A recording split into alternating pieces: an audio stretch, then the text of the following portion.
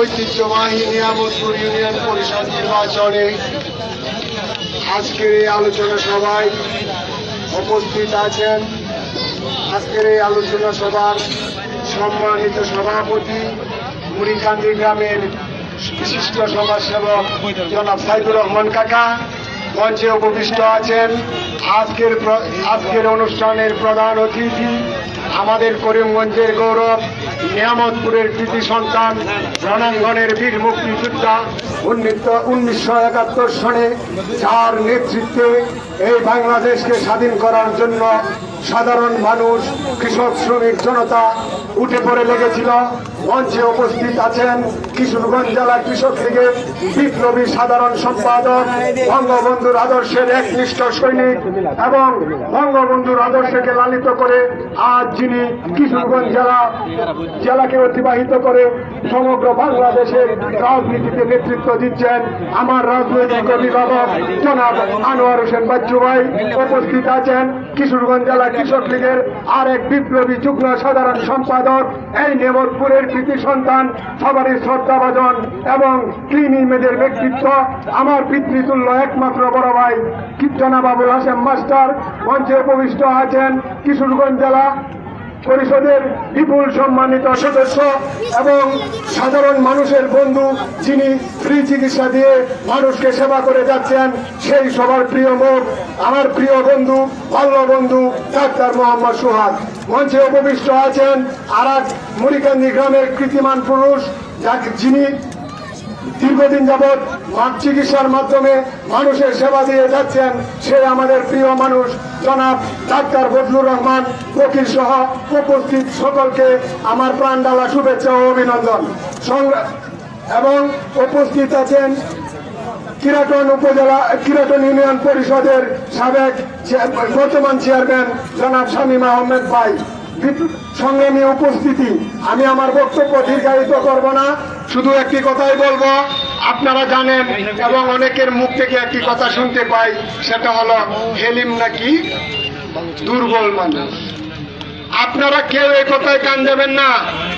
এই পৃথিবীতে যারা পৃথিবীতে ইতিহাসে স্বর্ণাক্ষরে নাম উঠিয়েছেন তারা কেউ বিখ্যাত পরিবারের না, সবাই হেলিমের মতো সাধারণ মানুষ। ইতিহাসকে আমার গর্বে থেকে সৃষ্টি করে আসে নাই, ইতিহাস এখানে ইতিহাস জন্ম নিয়ে সৃষ্টি করতে হয়। তাই আপনারা দুর্বল ভাববেন না। হেলিম যদি দুর্বল হয়ে থাকে, বঙ্গবন্ধুর আদর্শের মার্কা, বঙ্গবন্ধুর তৈরি মার্কা আজ হেলিমের হাতে।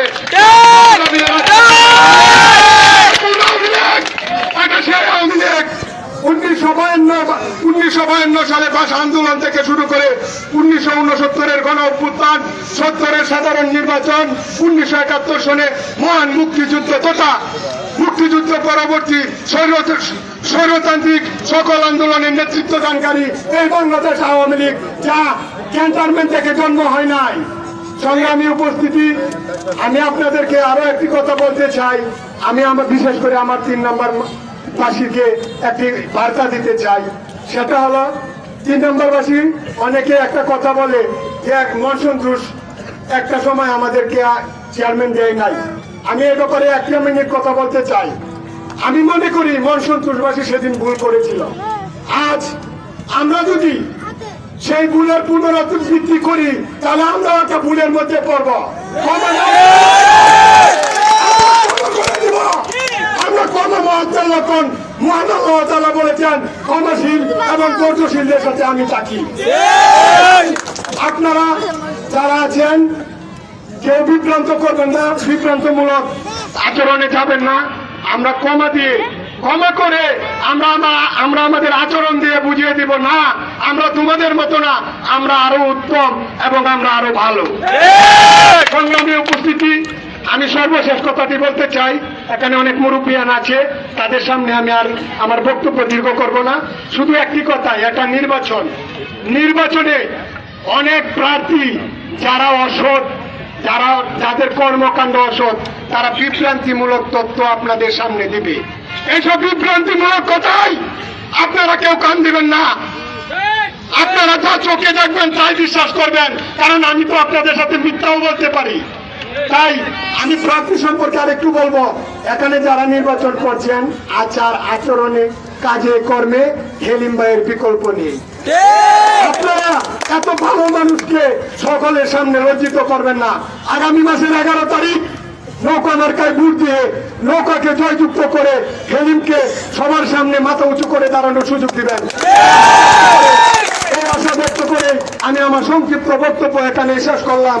জয় বাংলা, জয় বঙ্গবন্ধু, জয় হোক দেশের মেহনতি মানুষ।